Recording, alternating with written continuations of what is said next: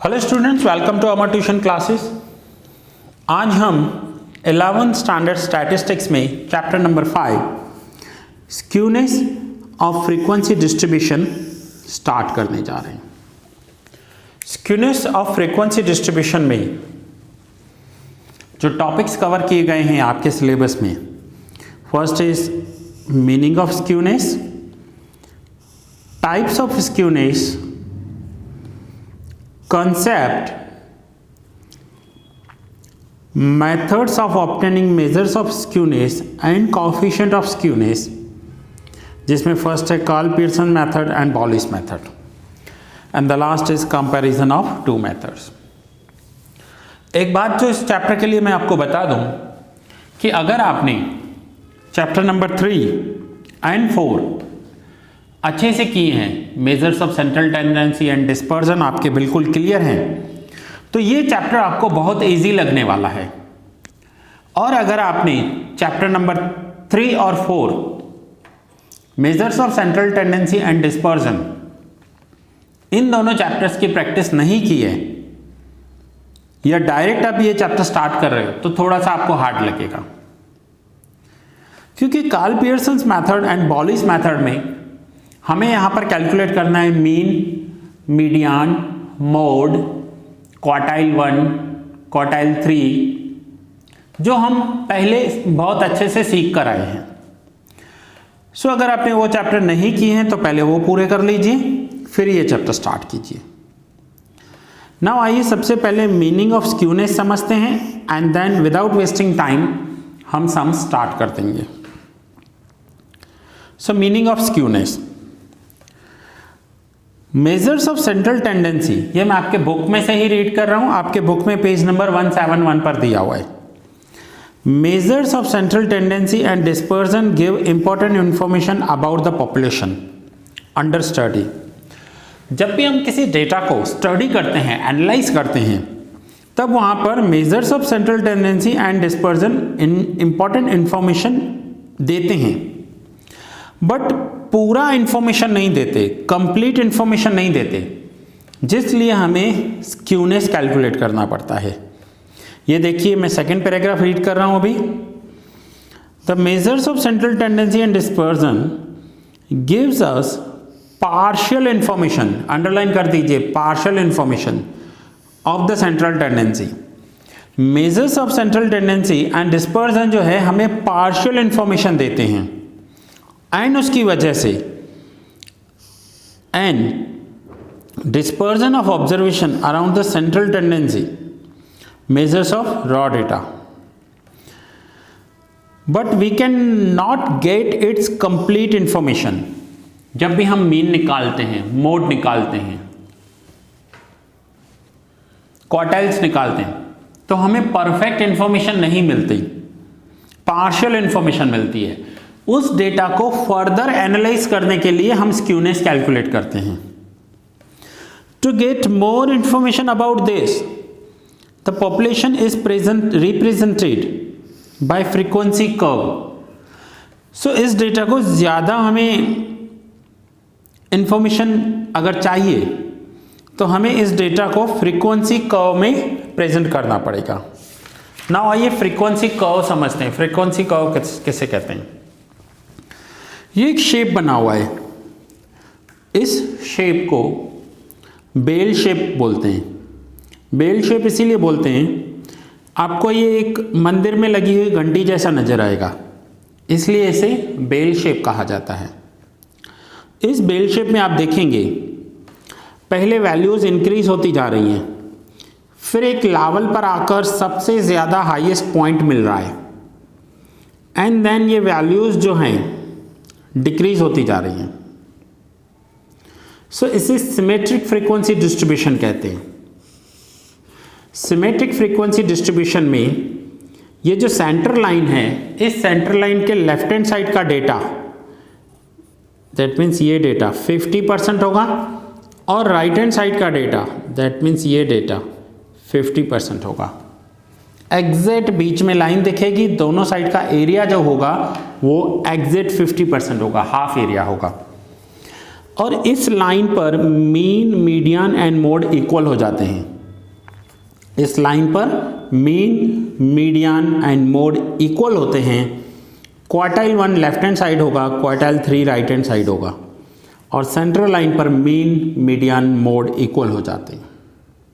तीनों की value same होती है। इसे कहते हैं सिमेट्रिक फ्रीक्वेंसी डिस्ट्रीब्यूशन। सो सबसे पहले हम एवरेज काउंट करते हैं, मीन कैलकुलेट करते हैं, then median, then mode, quartiles, और उसके बाद उस डेटा को फर्दर एनालाइज करने के लिए हम सिमेट्रिक फ्रीक्वेंसी डिस्ट्रीब्यूशन, स्क्यूनेस करके देखते हैं। सो ये था स्टूडेंट सिमेट्रिक फ्रीक्वेंसी डिस्ट्रीब्यूशन, जिसमें आप देखोगे एग्जैक्ट बेल शेप नज़र आएगा, सेंटर में होगा, दोनों साइड के जो पॉइंट्स हैं इसे टेल कहा जाता है। ये जो पॉइंट है ना, इसे टेल कहेंगे। टेल जो होगा इनका वो एग्जैक्ट होगा। So that is symmetric frequency distribution. अब एक और मैं आपको डिस्ट्रीब्यूशन दिखाता हूँ, जिसमें आप जो शेप देखेंगे वो इस टाइप का शेप है कि इंक्रीज जल्दी हो रहा है, लेकिन डिक्रीज होने वाला जो टेल है उसका, ये जो टेल है वो बहुत ही लेंदी है। राइट हैंड साइड का जो टेल है इसका लेंदी टेल है। सो यहाँ पर देखिए जो हाईएस्ट पॉइंट है वो आपको यहाँ पर मिल रही है, ये इसका हाईएस्ट पॉइंट है, और राइट हैंड साइड का जो टेल है वो लेफ्ट हैंड साइड के टेल से लेंदी है। लेफ्ट हैंड साइड का टेल जो है वो शॉर्टर टेल है। सो अगर इस टाइप का शेप बन रहा है, बेल शेप, तो हम इसे कहते हैं पॉजिटिव स्क्यूनेस। पॉजिटिव स्क्यूनेस कब कहेंगे? टाइप्स ऑफ स्क्यूनेस हैं ये आपके।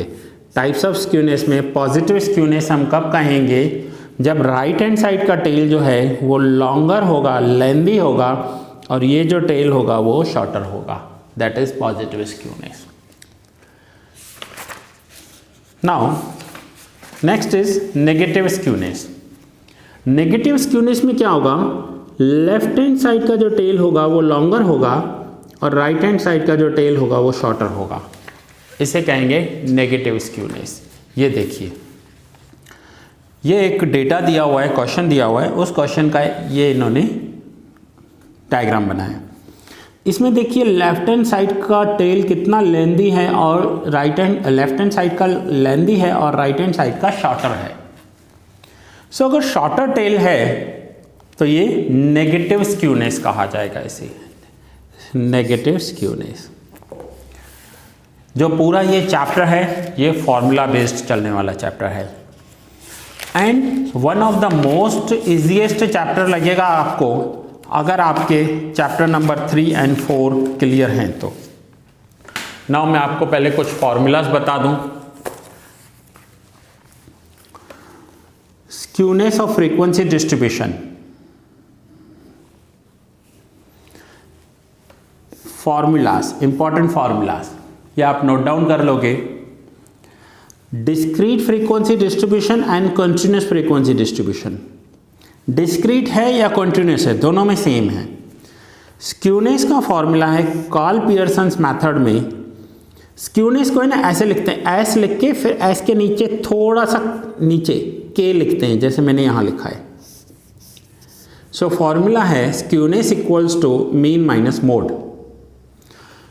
लेकिन अगर कोई सम ऐसा हो जिसमें हम मोड डिफाइन ही नहीं कर पाए तो मोड नहीं निकलेगा, क्योंकि मोड कहाँ होता है? मोड होता है हाईएस्ट फ्रीक्वेंसी के सामने जो एक्स की वैल्यू दी हुई होती है उसे मोड कहते हैं। लेकिन सपोज करो कोई सम ऐसा है जिसमें 2 से 3 बार हाईएस्ट फ्रीक्वेंसी दी हुई है, आप वहाँ मोड कैलकुलेट नहीं कर पा रहे हो, mode is undefined, mode find ही नहीं हो रहा है आपसे, तो आपको स्क्यूनेस के लिए फॉर्मूला अप्लाई करनी है 3 इंटू मीन माइनस मीडियन। अब आप बोलोगे मीन और मीडियन कैसे कैलकुलेट होंगे? तो वही तो हम चैप्टर नंबर 3 में सीख कर आए हैं। चैप्टर 3 में हमने क्या सीखा था कि मीन, मीडियन, मोड कैसे कैलकुलेट होते हैं। सो अगर मोड अनडिफाइंड हो तो हम ये फॉर्मूला यूज करेंगे। ये है स्क्यूनेस के लिए। कौन सा मेथड? Karl Pearson's method. दूसरा है बॉलिस मेथड। सो सबसे पहले ये आपका स्क्यूनेस का फॉर्मूला है, स्क्यूनेस की फॉर्मूला है। ये फॉर्मूलाज जो मैंने आपको बताई ये कार्ल पियर्सन्स मेथड के लिए, और ये बॉलिस मेथड के लिए। ठीक है, नाउ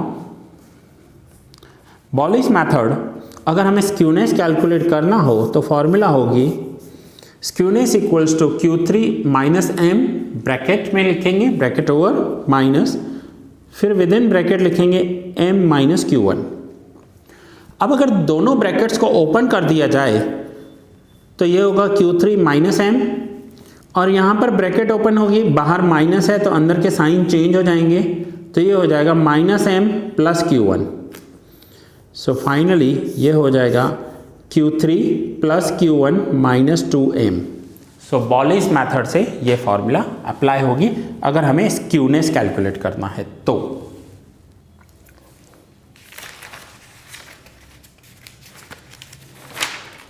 एंड अगर हमें कोफिशिएंट ऑफ स्क्यूनेस कैलकुलेट करना है, coefficient of skewness,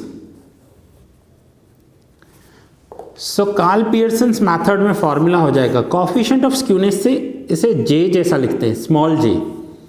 so formula होगा mean minus mode upon standard deviation. ये खास ध्यान रखना, जो हमारा J का आंसर आएगा कोफिशिएंट ऑफ स्क्यूनेस का, वो -1 और +1 के बीच में आएगा। -1 लेस देन और equals to J, less than और इक्वल्स टू +1, मीन्स -1 भी आ सकता है, +1 भी आ सकता है, या इन दोनों के बीच में कोई वैल्यू होगी। लेकिन ऐसा कभी नहीं आएगा कि 2.5 आया हो, -3.7 आया हो, ऐसा कभी नहीं होगा, -1 और +1 के बीच में। लेकिन सपोज करो वंस अगेन फिर से मोड डिफाइंड नहीं हो रहा है, मोड फाइंड नहीं हो रहा है, तो फिर हम फॉर्मूला करेंगे 3 into mean minus median upon standard deviation. दोनों वही फॉर्मूला है, सिर्फ स्टैंडर्ड डेविएशन डिवाइड में लिखना है। और अगर बॉलिस मेथड से यूज कर रहे हैं, बॉलिस मेथड क्वेश्चन में दिया हुआ आपको, कार्ल पियर्सन मेथड और बॉलिस मेथड, तो बॉलिस मेथड के लिए same formula Q3 minus M bracket में लिखेंगे within bracket minus m minus Q1 within bracket, और सेम टू सेम सिर्फ बीच में माइनस की जगह प्लस आ जाएगा। अब अगर ब्रैकेट्स ओपन कर दें तो न्यूमरेटर में हो जाएगा Q3 plus Q1 minus 2m, and denominator में अगर हम ब्रैकेट्स ओपन करेंगे तो -m प्लस m कैंसिल हो जाएगा, तो बचेगा Q3 माइनस Q1। और यहाँ पर भी आपको ये याद रखना है कि J की वैल्यू -1 एंड +1 के बीच में आएगी। इतनी सी फॉर्मूला है, इतनी सी। अगर मैं बोलूँगा स्क्यूनेस की एक फॉर्मूला है, ये मीन माइनस मोड और 3 इंटू मीन माइनस मीडियन, और बॉलिस की फॉर्मूला है Q3 plus Q1 minus 2m। पूरा चैप्टर इन फॉर्मूलाज पर चलने वाला है। और अगर कोफिशिएंट ऑफ स्क्यूनेस कैलकुलेट करना है तो स्टैंडर्ड डेविएशन से डिवाइड करना है। मैं कहता हूं one of the most easiest chapter लगेगा अगर आपका चैप्टर नंबर 3 एंड 4 अच्छे से किया हुआ है तो, और नहीं किया हुआ है तो थोड़ा सा हार्ड लग सकता है आपको। सो स्टूडेंट्स, ये हमारा इंट्रोडक्शन पूरा हुआ इस चैप्टर का।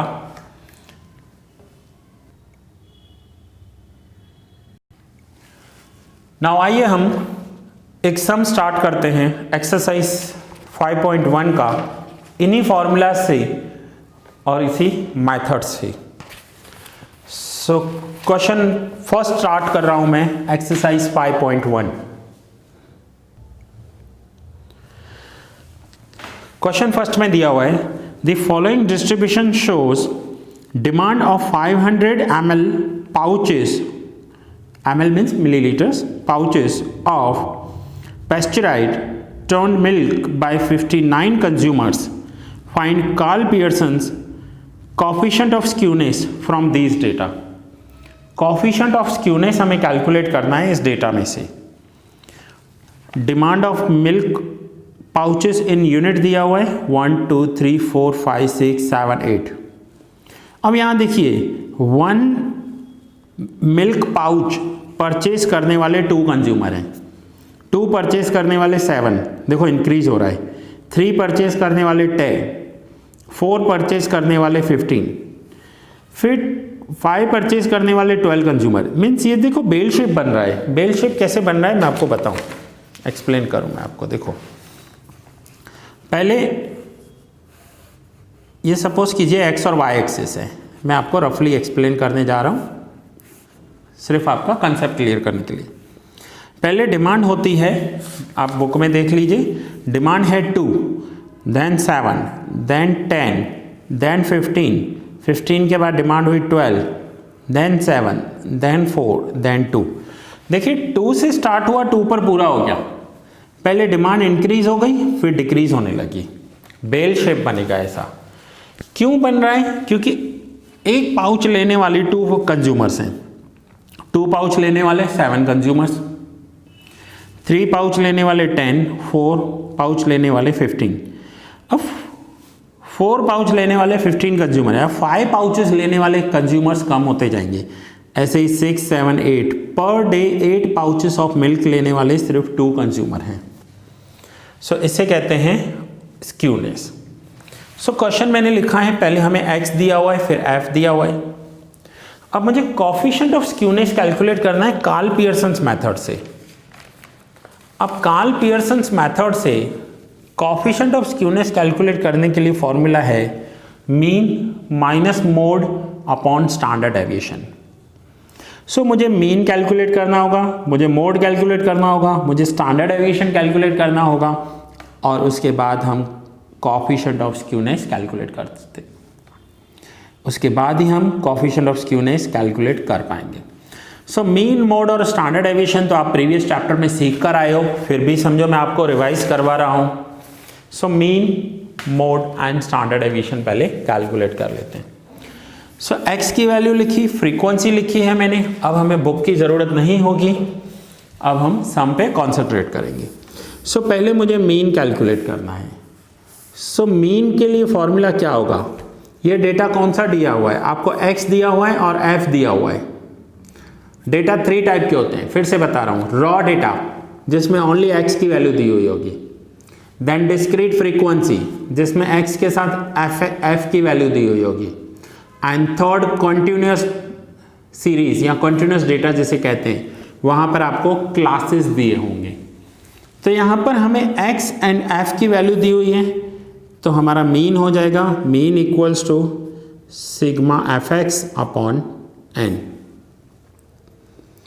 n होता है जो फ्रीक्वेंसी का टोटल होगा, that will be our n। Now मुझे चाहिए fx, सो x और f को मल्टीप्लाई करेंगे।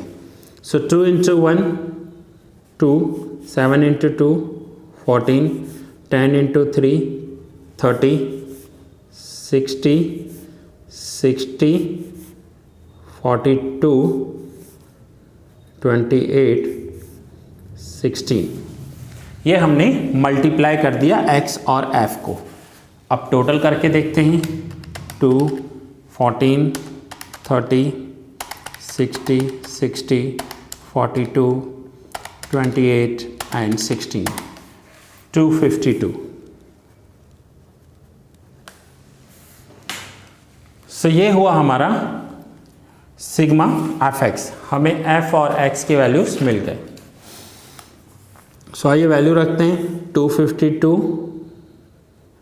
Divide by n 59। So answer हो जाएगा 252 डिवाइड बाय 59। सो आंसर आ रहा है 4.27। ये मीन हो गया। देखिए 4.27 second, first and second digit के बाद थर्ड एंड फोर्थ डिजिट को देखेंगे। अगर वो थर्ड एंड फोर्थ डिजिट 50 या 50 से ज़्यादा है तो यहाँ हमें 1 प्लस कर देना है। यहाँ पर थर्ड एंड फोर्थ डिजिट 11 है तो सेम लिखेंगे 4.27। लेकिन 11 की जगह सपोज करो 51 होते तो यहाँ पर हम 4.28 कर देंगे। सेम हमेशा आपको ऐसा करना है, ठीक है। सो ये हमारा मीन कैलकुलेट हो गया।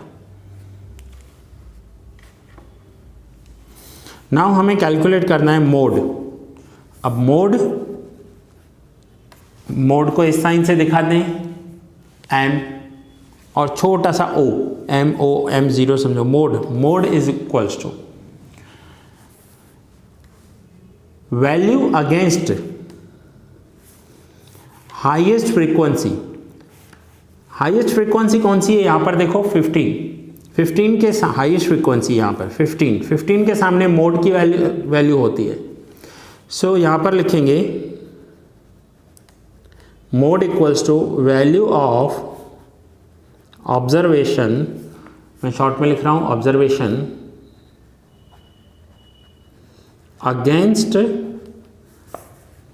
जब भी कोई वैल्यू, जब भी कोई हम शॉर्ट में लिखते हैं ना वर्ड तो डॉट लगा देते हैं उसके आगे। Value of observation against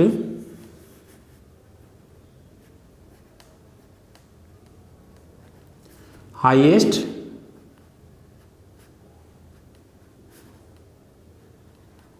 frequency.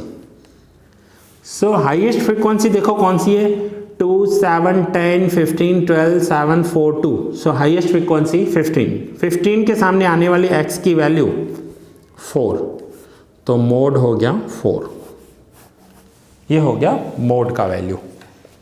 यही हम चैप्टर नंबर 3 में भी करके आए हैं। सो रिवाइज हो रहा है आपका चैप्टर। मोड की वैल्यू हो गई 4। नाउ हमें स्टैंडर्ड डेविएशन कैलकुलेट करना है। सो स्टैंडर्ड डेविएशन की फॉर्मूला हो गई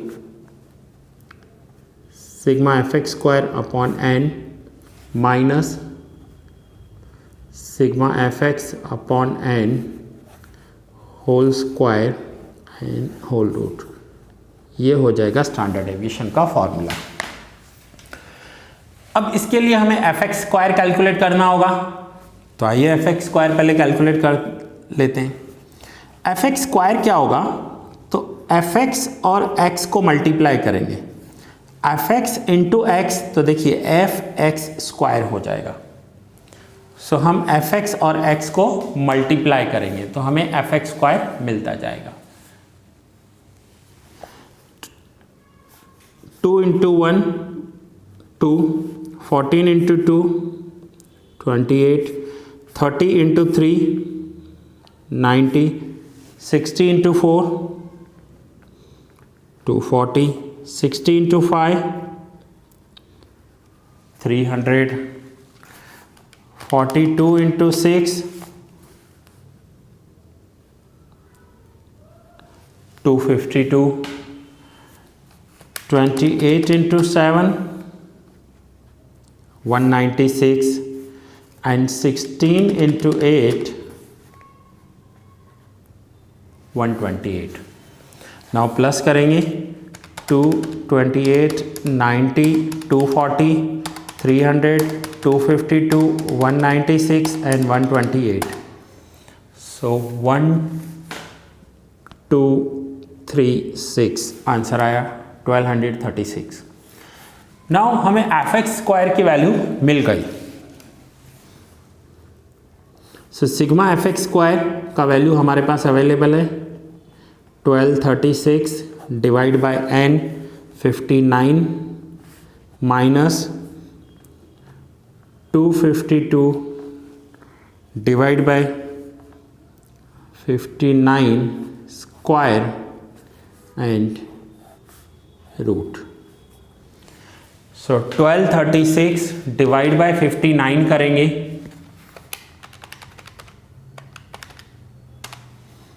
सो हमारा आंसर आ रहा है 20.9491।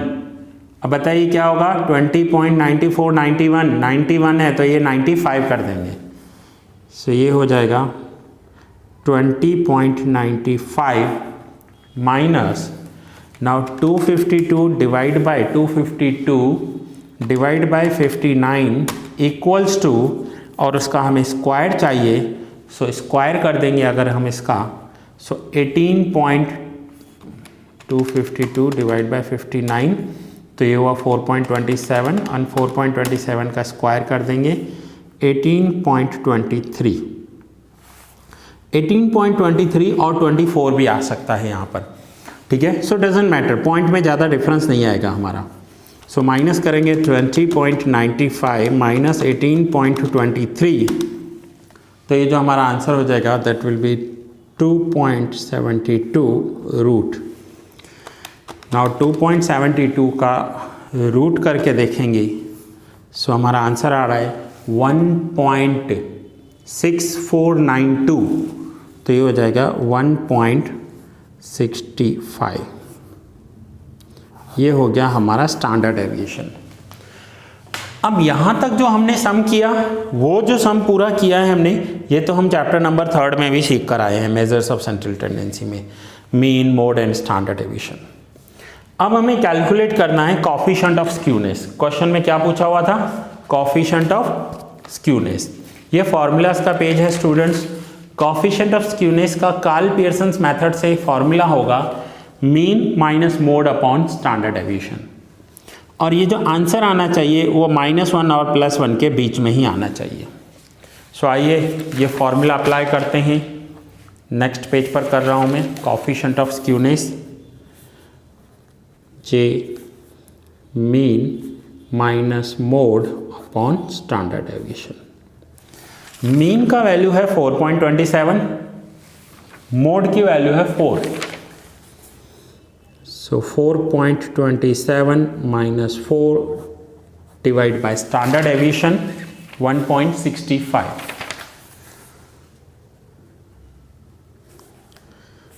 So 4.27 minus 4.27 divided by 1.65. So answer हो जाएगा 0.27 divided by 1.65, तो आंसर है 0.1636। सो 0.16 हमारा आंसर होगा, 0.16। ये हो गया coefficient of skewness. So students, ये आपने जो सम देखा, हमने आज इंट्रोडक्शन भी कवर किया और फर्स्ट सम भी कवर किया।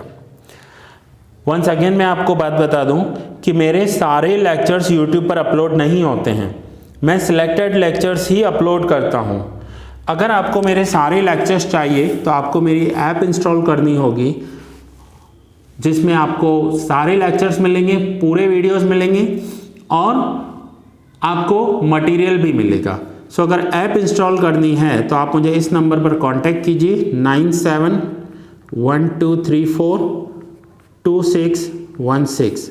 इस नंबर पर कॉल कीजिए, व्हाट्सएप कीजिए, मैं आपको गाइड करूंगा।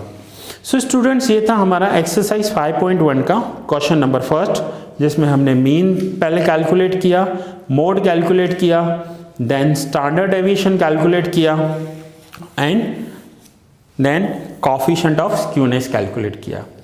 नाउ आज का होमवर्क, अगर आपने ये सब सीखा है तो आपको होमवर्क भी करना है। सो नाउ स्टूडेंट्स, होमवर्क के लिए आप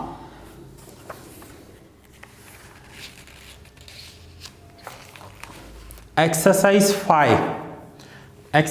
5 सेक्शन ई, पेज नंबर 211, जिसमें सम नंबर 7 या आप होमवर्क में करोगे। Find coefficient of skewness using Karl Pearson method, same इसी टाइप का, x दिया हुआ है, f दिया हुआ है, ठीक है।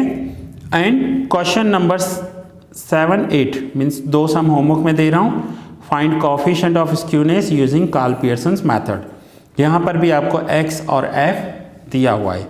So section E question number 7 and 8 homework में करोगे, पेज नंबर 211।